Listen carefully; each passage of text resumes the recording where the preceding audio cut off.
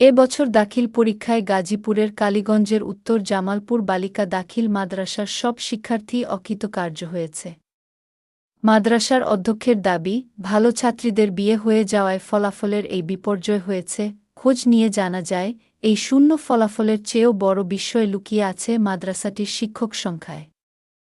প্রতিষ্ঠানটিতে শিক্ষক রয়েছেন মোট ১৪ জন, অর্থাৎ মাত্র ৫ জন পরীক্ষার্থীর বিপরীতে শিক্ষক ছিলেন প্রায় ৩ গুণ। এই বিপুল শিক্ষক মিলে ৫ জন ছাত্রীকেও পাশের গণ্ডি পার করাতে পারেননি। কালীগঞ্জ উপজেলা মাধ্যমিক শিক্ষা অফিসের তথ্যমতে, চলতি বছরের দাখিল পরীক্ষায় এ মাদ্রাসাটি থেকে ৫ জন ছাত্রী অংশ নিলেও তাদের সবার নামের পাশেই অকৃতকার্য শব্দটি লেখা এসেছে।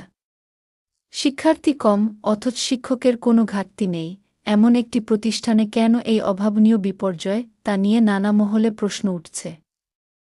ফলাফল বিপর্যয়ের কারণ জানতে চাইলে মাদ্রাসাটির অধ্যক্ষ কাজী মোহাম্মদ আবু হানিফ কালের কণ্ঠকে বলেন, এ বছর আমাদের মাদ্রাসা থেকে ৫ জন শিক্ষার্থী অংশ নিয়েছিল, কেউ পাশ করতে পারেনি।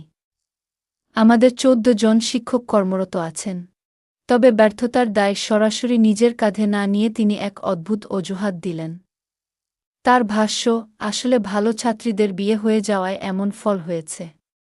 কালীগঞ্জ উপজেলা মাধ্যমিক শিক্ষা কর্মকর্তা আতিকুর রহমান জানান, এ ঘটনায় প্রতিষ্ঠান প্রধানকে তলব করা হয়েছে এবং বিষয়টি গুরুত্বের সঙ্গে খতিয়ে দেখা হচ্ছে।